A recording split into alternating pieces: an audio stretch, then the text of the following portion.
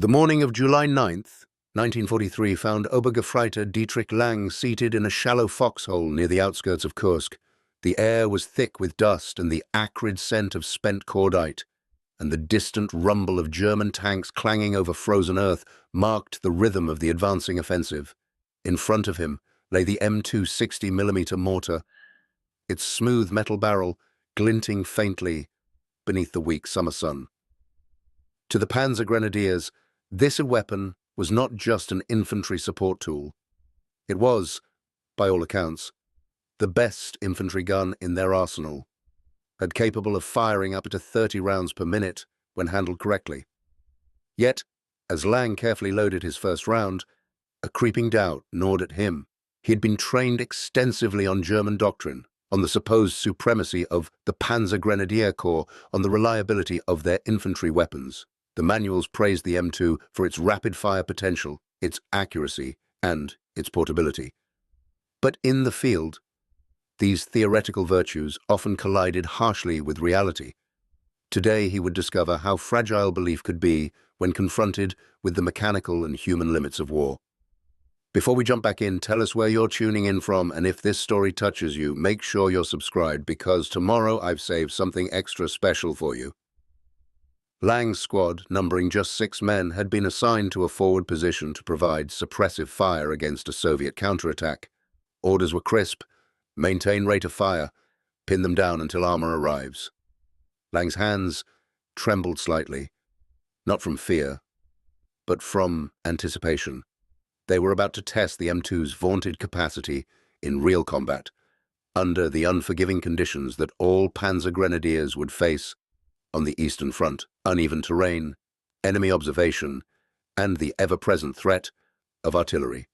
The first rounds fired with a sharp thump, and the recoil reverberated through Lang's shoulders. Smoke coiled around the barrel, stinging eyes and throat, and for a fleeting moment it felt like the mortar might recoil too violently, like the theoretical promise of 30 rounds per minute was a lie told by optimistic engineers in Berlin. Yet, the enemy fire was coming closer, and hesitation was not an option. The irony would become clear within minutes. While the M2 could indeed achieve its maximum firing rate under ideal conditions, those conditions existed mostly on paper. Between loading, aiming, and maintaining a precise trajectory, the soldiers found that each additional round required an almost ritualized coordination. The assistant gunner had to retrieve the ammunition quickly. The base plate had to be reset when the earth shifted, and Lang himself had to fight exhaustion that built with each strike of the round into the soft soil. In theory, 30 rounds per minute. In reality, closer to 15. And that was only if everything went perfectly. This discrepancy between doctrine and execution reflected a broader psychological tension for the Panzergrenadiers. German propaganda and internal military culture extolled their weapons as technically superior, their corps as the epitome of combined arms efficiency. Soldiers were expected to internalize the belief that German engineering, training, and discipline would always give them an edge. Yet the M2 mortar, in its mechanical perfection, revealed the subtle but devastating limitations of theory applied to practice. By the third volley, Lang's forearms burned, sweat traced grim lines down his face, and the mortar's base plate had dug half an inch deeper into the earth from repeated recoil.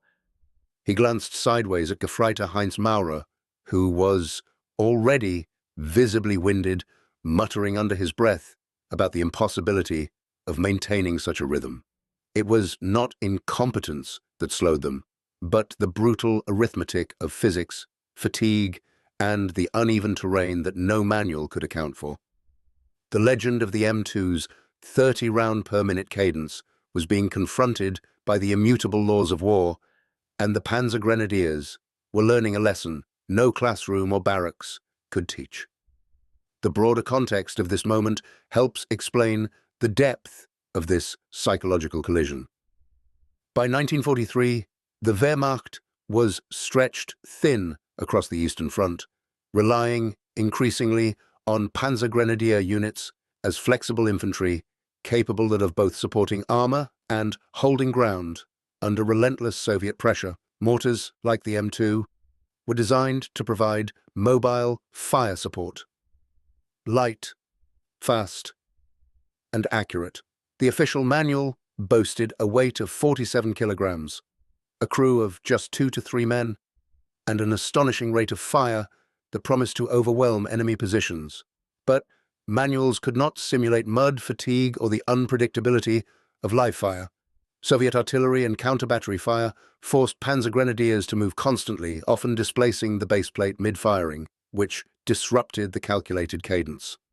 Ammunition supply, another detail so meticulously tabulated in manuals, became a fragile lifeline. By 1943, the Wehrmacht faced chronic shortages of mortar rounds. What was theoretically 30 rounds per minute in a controlled setting became a measure of aspiration rather than reality. Even more insidious was the mental calculus imposed on the soldiers. They had been trained to believe in the infallibility of their equipment, yet in the field, the limits of human endurance and logistical reality began to rewrite that narrative. One soldier wrote in a letter home, "We fire, and yet it feels as if the gun mocks us. The numbers the manuals promise are lies." But the enemy does not care for such lies. Every round costs sweat and risk.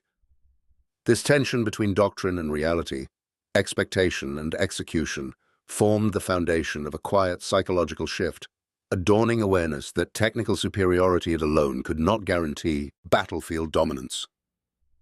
By mid-afternoon, the Panzergrenadier squad had settled into a tenuous rhythm, each man aware of his role in the mortar's operation. The M2, or light mortar, as it was officially designated in the Wehrmacht's captured American equipment manuals, was relatively simple in design. A smooth-bore, muzzle-loading tube of 60 millimeters, a baseplate that distributed recoil evenly across soft ground, and a bipod allowing for rapid elevation adjustments. In theory, this simplicity allowed for both high mobility and an exceptional rate of fire, a combination that German infantrymen had long been told marked the superiority of American infantry engineering. Yet, the reality of operation on the Eastern Front was unforgiving. Even minor deviations in the angle of the tube could send rounds skittering past the intended target, and the soft soil of Kursk had a tendency to swallow the baseplate slightly after each discharge, subtly altering trajectory. Lang's crew discovered that to maintain a consistent rate of fire, they had to constantly monitor the position of the tube, adjust the bipod, and stabilize the baseplate against the uneven earth. Small mistakes multiplied quickly. A single errant adjustment could mean the difference between suppressing a Soviet machine gun nest and wasting valuable rounds. The psychological toll of this became evident as the enemy's return fire intensified. Soviet infantry, aware of the disruptive potential of the M2, attempted to locate and neutralize the mortar positions. Even as Lang's crew fired, they were forced to remain vigilant, scanning for the flash of enemy rifle muzzles, the subtle plume of incoming artillery smoke, and the telltale sound of approaching armored units. The coordination required to maintain an optimal rate of fire was no longer merely mechanical. It demanded constant situational awareness, mental resilience, and the uncanny ability to perform under extreme duress. Historical records from the Eastern Front provide insight into just how rare it was for a Panzergrenadier unit to achieve the 30 rounds per minute ideal. Field reports from the 7th Panzer Division, stationed near Orel in July 1943, note that under combat conditions, experienced mortar crews could sustain a maximum of 15 to 18 rounds per minute for short bursts before fatigue and heat buildup forced a temporary pause. Prolonged engagements required alternating crews or a reduction in cadence, illustrating a gap between theoretical manuals and operational reality. Yet, even in its constrained state, the M2 remained a psychological anchor for the troops. Oberleutnant Friedrich Steiner, commanding a Panzergrenadier company in the southern sector of Kursk, recalled in his post-war memoirs, "The Americans designed these mortars for rapid fire, and it is true. But, in practice, they demand more of a man than any gun should. We revered it, cursed it, and feared the moment when our hands could no longer keep pace with the enemy's return fire. Still, every time a round found its mark, there was a fleeting sense of triumph, a confirmation of what we had been told, that the weapon was indeed formidable. The irony embedded in this experience mirrored broader truths about the German war effort. The Wehrmacht prided itself on precision, discipline, and technical excellence, believing that these attributes could overcome numerical inferiority. Infantry manuals, propaganda films, and officer indoctrination reinforced the notion that the Panzergrenadiers, supported by superior weapons like the M2, would dominate the battlefield. Yet, the material and psychological evidence in the field increasingly contradicted this belief. The M2's high theoretical rate of fire, achievable only under optimal conditions, became a stark measure of the disparity between doctrinal confidence and combat reality. One incident, in late July 1943, crystallized this collision of expectation and reality. A Panzergrenadier platoon, tasked with supporting a German counterattack near Prokhorovka, attempted to lay down suppressive fire with a pair of M2 mortars against a Soviet infantry column advancing under cover of light artillery. According to the after-action report, the first two volleys were executed flawlessly, and 30 rounds per minute were maintained for just over 3 minutes. But as the ground began to soften under repeated bombardment, the base plates began to sink unevenly, disrupting elevation and accuracy. Crew fatigue compounded the problem. The assistant gunner's arms trembled from repeated lifts of 32-pound shells, while the loader's hands blistered against the hot metal casing of the rounds. Within 10 minutes, the effective firing rate had dropped by nearly half, and errors in aiming resulted in rounds landing off-target, sometimes dangerously close to friendly positions. The operational consequences were immediate. The enemy, noticing the decrease in suppressive fire, accelerated their advance and inflicted significant casualties. Oberleutnant Steiner later reflected, "We had been taught to believe in the gun's superiority. We had been told it would allow us to dominate any engagement. In practice, it revealed not just our limitations, but the limits of our doctrine. It is a bitter lesson when your confidence in a weapon is shattered by the basic facts of human endurance and terrain." Preparing and narrating this story took us a lot of time. So, if you are enjoying it, subscribe to our channel. It means a lot to us. Now, back to the story. Even beyond physical limitations, the encounter highlighted a subtler psychological irony. The M2's theoretical potential was widely known among German troops, many of whom had trained extensively with manuals that stressed the weapon's ability to outmatch most Soviet equivalents in both range and rate of fire.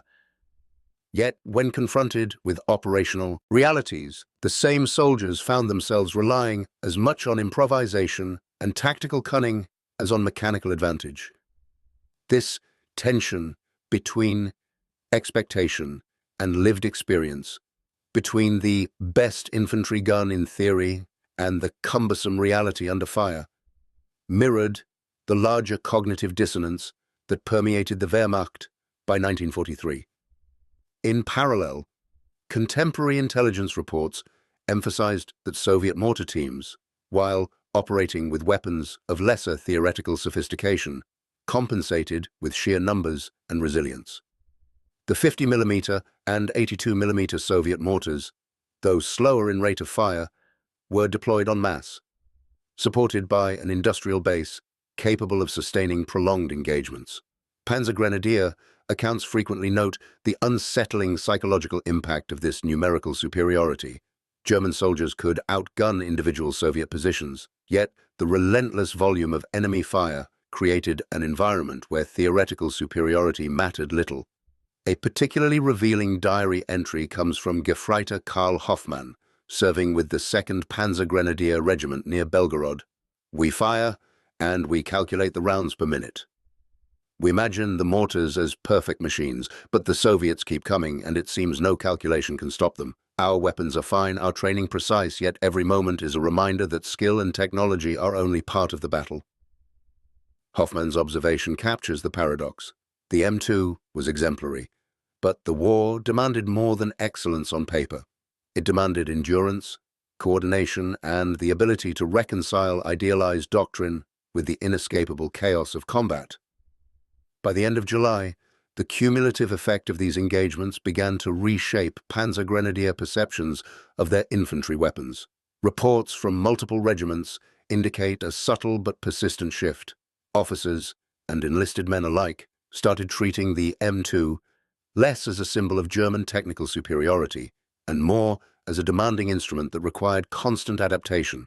It was still the best infantry gun, in a narrow technical sense, but its reputation as a battlefield equalizer had been tempered by the realities of terrain, logistics, and human limitation. The confrontation with reality also extended to logistical considerations. Maintaining the M2's effectiveness required careful management of ammunition, spare parts, and trained-in personnel. Unlike heavier artillery, which enjoyed some redundancy in supply and protection, light mortars were vulnerable to disruption. The Eastern Front's fluid battle lines meant that crews often had to transport their equipment quickly across difficult terrain, sometimes under enemy fire, further reducing achievable rates of fire. In this sense, the idealized 30 rounds per minute became a symbolic measure of what could be achieved in perfect conditions, a benchmark against which Panzergrenadiers could gauge their adaptation and resilience. The psychological consequences of these constraints were profound. Soldiers who had internalized the belief in the M2's supremacy were forced to reconcile that ideal with the limitations imposed by environment, fatigue, and enemy action. This reconciliation was neither immediate nor uniform. Some soldiers clung to the doctrinal image of perfection, while others, like Lang and Mortar, gradually incorporated a more nuanced understanding of battlefield reality. Historian Robert M. Citino has noted that such micro-level recalibrations of expectation contributed to a broader erosion of confidence within the Wehrmacht as the war progressed, particularly on the Eastern Front, where the cumulative effects of attrition and logistical strain magnified every small discrepancy between theory and practice. The weeks following the engagements near Kursk were a study in the quiet erosion of confidence and adaptation among Panzergrenadier units. Obergefreiter Dietrich Lang and his squad had survived the immediate confrontations, but the lessons of the M2 mortar lingered far beyond the firing line. The weapon, long hailed in manuals and officer briefings as a technical marvel, capable of overwhelming enemy positions with a sustained 30 rounds per minute, had revealed its dual nature, formidable yet unforgiving, a tool that demanded more from men than any instruction could fully prepare them for. By late August 1943, Lang's regiment had been redeployed near the Dnieper Bend. Here the terrain, marshy riverbanks, patchworks of farmland and dense hedgerows, presented an even more exacting environment for mortar crews. The M2, already taxing under the plains and open fields of Kursk, now demanded meticulous attention to every detail. The depth of the baseplate's embedding, the evenness of the bipod legs, the precise angle of elevation, and the coordination between loader and gunner. Any lapse could result in misfires, stray rounds, or, at worst, injury to friendly troops. The regiment's officers began to systematically record these operational realities in post-action reports, highlighting discrepancies between theoretical performance and field application. One memo from Hauptmann Wilhelm Fischer, the regimental commander, noted, "The M2 performs as advertised under controlled conditions. In combat, the constraints of terrain, fatigue, and enemy countermeasures reduce sustained firing capacity by approximately 50%. Crews are skilled, yet the weapon demands coordination and endurance beyond that expected in training." This acknowledgement was significant. For years, the Wehrmacht had maintained a doctrinal faith in its weapons' superiority, a faith cultivated in training manuals, propaganda films, and officer briefings. The M2 mortar's operational realities forced a subtle but persistent shift in that mindset. Soldiers began to internalize a pragmatic understanding. Technical quality was only meaningful when combined with human endurance, logistical support, and environmental adaptation. The psychological implications of this shift extended beyond the mortar crews themselves. Reports from subordinate units indicate a cascading effect on morale and tactical planning. Infantry commanders, previously confident in the theoretical advantages conferred by German weapons, began adjusting their expectations, emphasizing flexibility and contingency over doctrinal rigidity. The M2, once a symbol of assured superiority, became a practical measure of the limits of doctrine in the face of battlefield reality. One illustrative episode occurred in early September when Lang's squad was tasked with supporting a defensive position near a small village under sustained Soviet assault. The M2Es were deployed to suppress advancing infantry, yet the enemy's numerical superiority and coordinated artillery fire quickly revealed the limitations of the weapon in prolonged engagements. Despite their best efforts, the squad could maintain a sustained rate of only 15 rounds per minute, half the theoretical maximum. Each round fired exacted a visible toll: trembling arms, sweat-streaked faces, and the mental strain of constant vigilance. In a post-war interview, Lang reflected on this period. "We were proud of our mortars. We believed in them because we were told they were the best. But the best in theory is not always the best in practice. The M2 demanded everything from us, not just skill, but endurance, judgment, and coordination. And when we realized it, we began to fight differently, plan differently. The weapon had taught us humility as much as it had taught us firepower." The contrast between expectation and reality was further highlighted when compared to Soviet mortar deployment. While German crews struggled to maintain an idealized rate of fire, Soviet units utilized a larger number of smaller caliber mortars, relying on volume and redundancy rather than precision engineering. In practical terms, this often meant that Soviet infantry could achieve continuous suppression even when individual weapons were less capable. German post-action reports acknowledged this disparity, noting that the combination of numerical superiority and logistical resilience allowed the Soviets to exploit gaps in firing rhythm that the M2 could not compensate for. By autumn 1943, these operational insights had begun to influence broader Panzergrenadier doctrine. Training manuals were revised to emphasize endurance, team coordination, and adaptability over strict adherence to theoretical firing rates. Officers were instructed to incorporate environmental assessment into tactical planning, considering soil composition, cover, and enemy density when deploying mortar teams. The once glossy narrative of technical supremacy was replaced with a more nuanced understanding. Weapons were tools whose effectiveness was inseparable from the men who wielded them. The human dimension of this lesson cannot be overstated. Morale, previously tied to the belief in the unquestionable superiority of German arms, began to reflect the realities of sustained combat. Soldiers learned to value practical skill, improvisation, and teamwork as much as mechanical excellence. The M2 mortar, for all its theoretical perfection, became both a literal and symbolic measure of the intersection between human and mechanical capability, a reminder that no doctrine, no manual, could fully account for the chaos of war. Lang's reflections in a letter to his brother capture this evolving understanding. "The mortars are excellent, yes, but they are not magic. We learned that it is not enough to know how to fire. One must know when, where, and with whom. Our strength lies not only in the gun, but in our ability to use it wisely, to endure, and to adapt." The broader implications extended to the strategic level as well. The Wehrmacht's reliance on technical perfection and doctrinal faith, while advantageous in controlled scenarios, proved increasingly fragile in protracted, high-intensity engagements. Weapons like the M2, while formidable in laboratory conditions or short bursts, exposed the limits of a system that had not fully integrated the unpredictability of large-scale warfare, the variability of terrain, and the physiological constraints of soldiers. By early 1944, as German units faced mounting pressures on both the eastern and western fronts, the lessons of the M2 mortar informed tactical recalibrations across the Panzergrenadier Corps. Commanders emphasized mobility, rotation of crews, and conservative fire allocation to mitigate fatigue and preserve accuracy. Mortar teams were no longer simply instruments of firepower. They became nodes in a complex operational network where human endurance, ammunition availability, and environmental adaptation dictated effectiveness as much as mechanical design.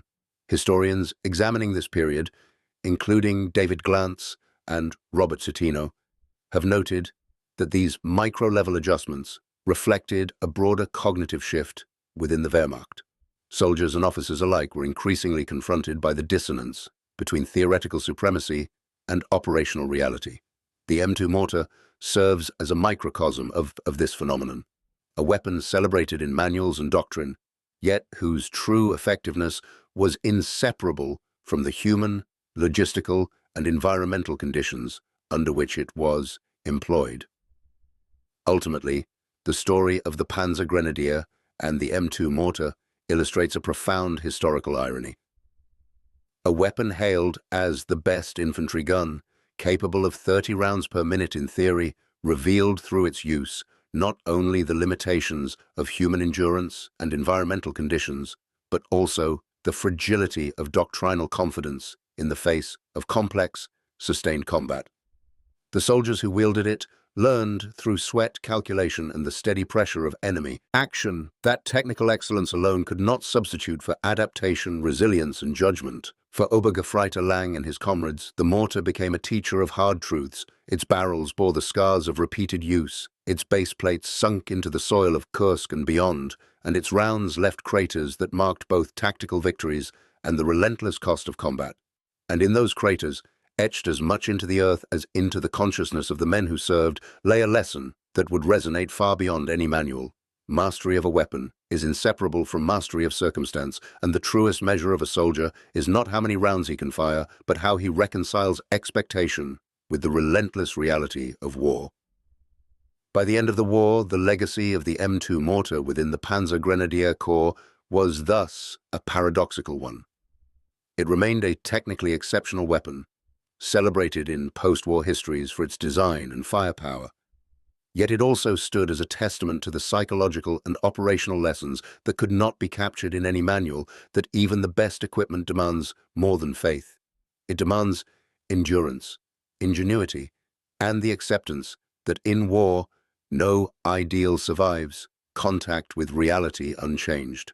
The early autumn of 1943 found Obergefreiter Dietrich Lang reflecting on the months of fire, mud, and relentless Soviet pressure that had come to define his experience on the Eastern Front. Kursk, Belgorod, and the Dnieper had left their marks on both men and equipment. The M2 mortar, once a symbol of technological perfection in the Panzergrenadier manual, had become a touchstone for understanding the broader realities of war.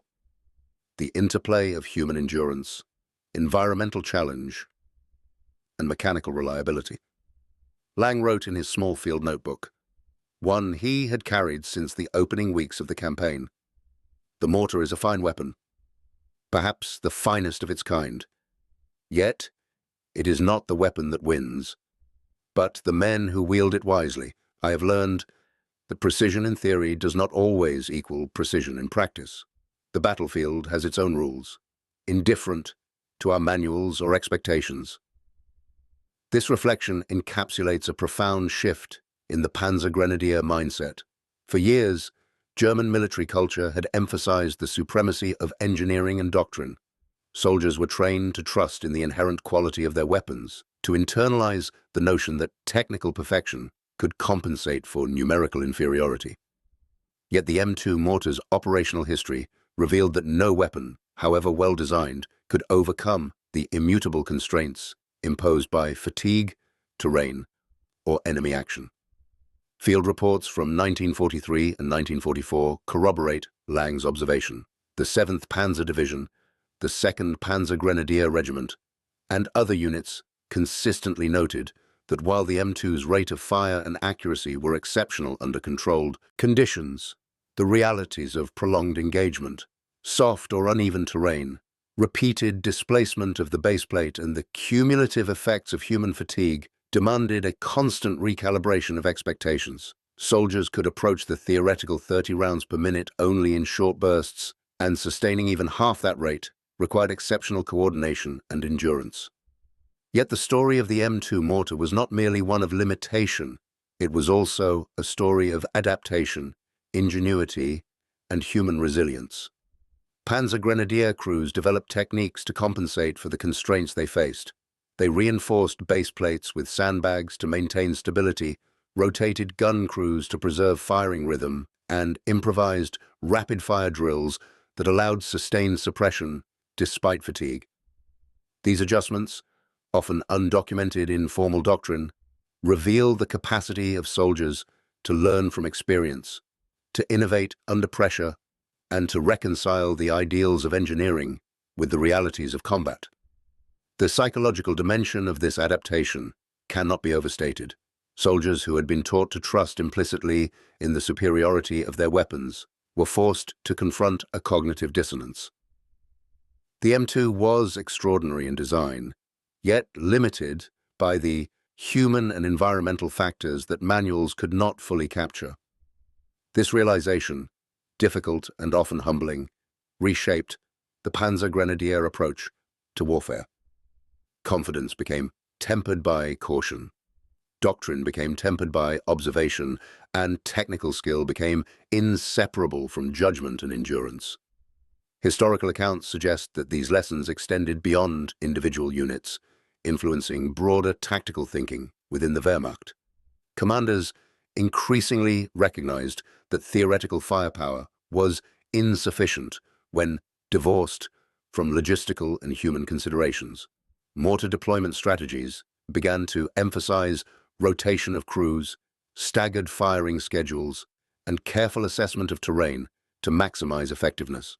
In essence, the M2 mortar's operational challenges catalyzed a subtle but critical evolution in German infantry doctrine, a recognition that the human element was as decisive as any piece of machinery. Lang's personal reflections also illuminate the emotional and cultural dimensions of this evolution. He often contrasted the initial exhilaration of operating the M2 with the exhaustion and frustration of sustained engagements.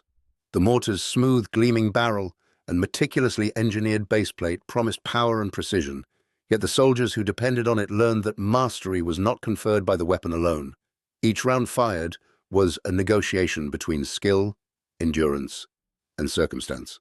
As Lang later wrote, "We came to respect the mortar not merely for its design, but for the patience, coordination, and judgment it demanded.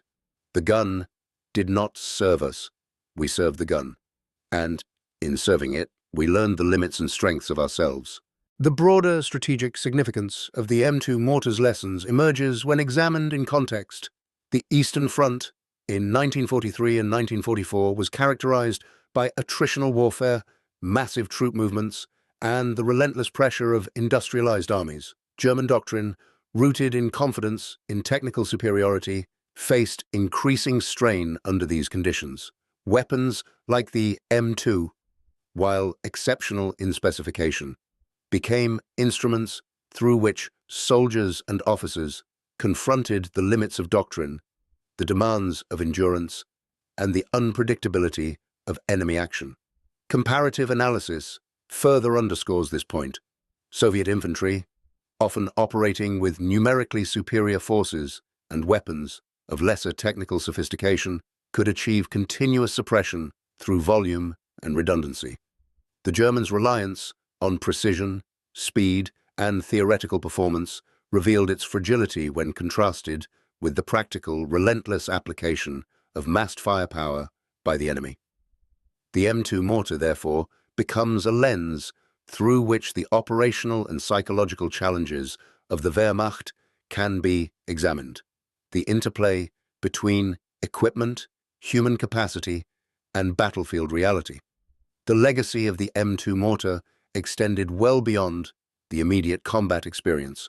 Post-war analysis by both German and Allied historians frequently emphasizes its technical merits, accuracy, portability, and theoretical rate of fire. Yet memoirs, diaries, and after-action reports reveal a more nuanced picture, one in which the human factor, environmental conditions, and logistical realities were decisive in determining effectiveness. This duality underscores a broader historical lesson. The success of military technology is inseparable from the context in which it is deployed. Lang's final reflections, written months after the cessation of hostilities on the Eastern Front, crystallize this insight. "The M2 taught us more than how to fire a mortar," he wrote. "It taught us humility, coordination, and endurance. It reminded us that no matter how fine the tool, war demands judgment, resilience, and adaptation. A weapon is only as good as the hands and minds that wield it." The enduring irony of the Panzergrenadier experience with the M2 mortar lies in the contrast between expectation and reality. Soldiers entered the field confident in technical superiority, guided by manuals, propaganda, and internalized belief.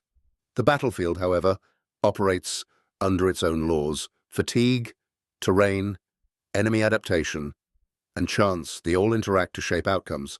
In confronting the limits of the M2, Panzergrenadiers were forced to reconcile pride in German engineering with the immutable realities of human and environmental constraints. This reconciliation carried profound implications for the Wehrmacht as a whole. While individual mortars could not determine the outcome of campaigns, the collective recognition of their operational limitations contributed to a subtle recalibration of doctrine, tactics, and expectations. Soldiers learned that flexibility, endurance, and judgment were as crucial as precision engineering, a lesson that, in many ways, anticipated the broader challenges Germany would face as the war turned increasingly against it. In the final analysis, the story of the M2 mortar and the Panzergrenadiers is not merely a technical case study. It is a human story, a narrative of adaptation, resilience, and reflection. The weapons' barrels, scuffed and dented from repeated fire, serve as silent witnesses to the labor, endurance, and skill required to operate them. The craters left in the earth mark both tactical action and the deeper psychological lessons etched into the men who served. Even decades later, historians and veterans alike recognize the significance of this experience. The M2 mortar exemplifies the tension between theoretical capability and operational reality, a tension that shaped the behavior, morale, and tactical thinking of Panzergrenadier units. It illustrates that the measure of a weapon is inseparable from the men who wield it, and that human endurance, judgment, and adaptability remain decisive even in an age of technological sophistication. For Obergefreiter Lang, the final chapter of his wartime experience is thus both concrete and symbolic. The M2 mortar remains a testament to German technical achievement, yet it also embodies the lessons of humility, coordination, and perseverance that defined the lived experience of soldiers on the Eastern Front. In the end, the best infantry gun was more than a tool of war. It was a mirror reflecting the strengths, limits, and enduring resilience of those who bore it into combat. In that reflection lies a truth that transcends the specifics of Kursk, Belgorod, or the Dnieper. That warfare is not decided by the manuals or specifications alone, but by the convergence of technology, human capacity, and the unpredictable reality of the battlefield. And in that convergence, the Panzergrenadiers, through their trials with the M2 mortar, learned lessons that neither doctrine nor propaganda could fully teach, lessons written in sweat, steel, and the immutable soil of the Eastern Front. Up next, you've got two more standout stories right on your screen. If this one hit the mark, you won't want to pass these up. Just click and check them out. And don't forget to subscribe and turn on the notification bell so you don't miss any upload from us.